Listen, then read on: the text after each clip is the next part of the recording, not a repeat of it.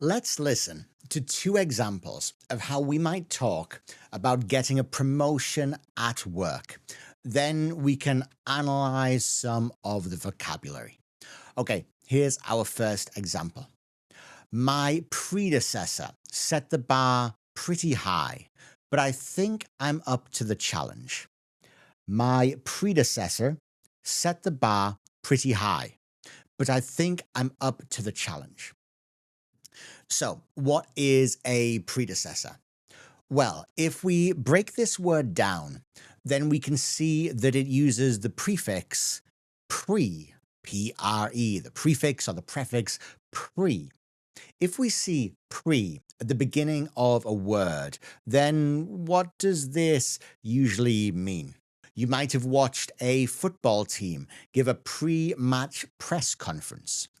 Or maybe if you take a lot of flights, especially in the USA, you might have TSA pre-check status, which means that you save a lot of time in security. We usually use pre on a word to show that this thing happens before something else.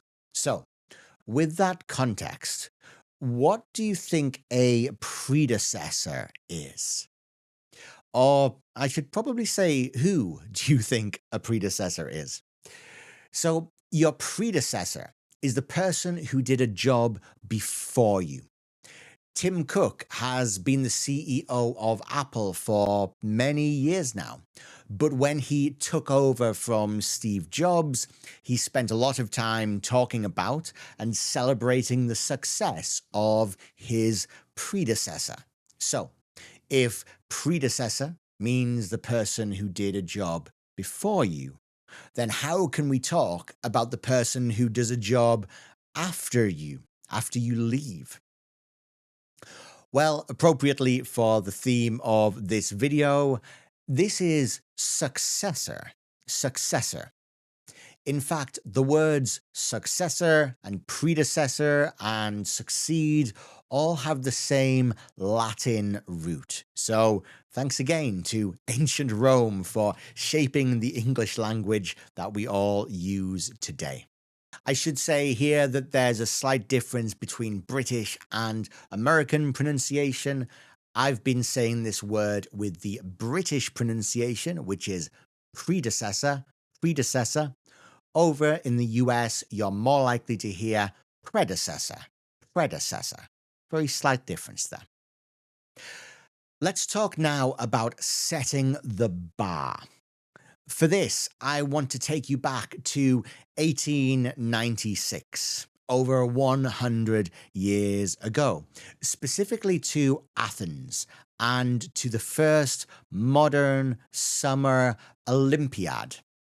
The world was coming together to compete in many different sporting events, and the Olympic Games as we know them today were born.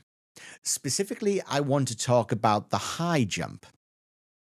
Now, some events come and go from the Olympics, but this is a track and field event that has been a guaranteed staple of the Games since the beginning. One thing that needs doing at the beginning of this competition is that someone needs to take the bar and set it at a specific height. This is where we get the idiom to set the bar. However, of course, the more successful the jumpers are before you, the higher you'll need to set the bar in order to win. This is where we get the phrase to set the bar high, or maybe to set a high bar. Or we might say, wow, that's a really high bar to clear.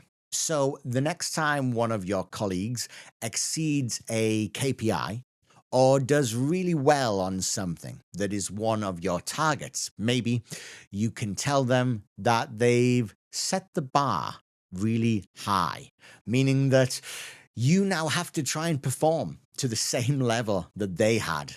You have to try and clear this bar, which has been set really high. Our second example today is I'm over the moon with this promotion.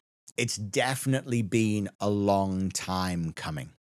I'm over the moon with this promotion. It's definitely been a long time coming. So, more time traveling now, and this one goes so far back that we really don't even know the exact date. If you work with me in one-to-one sessions to improve your communication skills, then you might know that I am a father. My daughter is almost 6 months old, and that means that I'm rediscovering all of the songs and stories that we sing and read to children. So, with that said, I'm going to read you a children's nursery rhyme called Hey Diddle Diddle. When I started a professional communication YouTube channel, I didn't think I'd be reading children's nursery rhymes, children's poetry, but here we are. So, Hey Diddle Diddle goes like this. Hey diddle diddle, the cat and the fiddle. The cow jumped over the moon. The little dog laughed to see such sport, and the dish ran away with the spoon. So, a slightly ridiculous children's poem or nursery rhyme here. But this is where we get the phrase over the moon. If you're over the moon, then you're very happy. You're overjoyed and thrilled. And although it comes from this almost 500-year-old poem, it is still a really common idiom that we can use to talk about being very happy about things that might happen to us at work. So if you hit your KPIs, you really exceed what your managers expect, you might get told, we're over the moon with your performance. We're over the moon with your performance. And if you perform really well, you can get maybe a promotion, and you could be over the moon with that promotion. Don't forget that if you want to book some time to work with me in one-to-one sessions to improve your professional communication skills and the way that you use English to communicate at work, then you can go to breakoutbusinessenglish.com and you can use the code YouTube30 for 30. You can use the code YouTube30 for 30% off your first booking of our first meeting so that we can get to know each other and plan out how we're going to work together and look at some of the mistakes that you make. From our very first call, we can work on your personal biggest opportunities to improve, to communicate more effectively and more efficiently, and to sound more native and natural in the vocabulary and grammar choices that you make.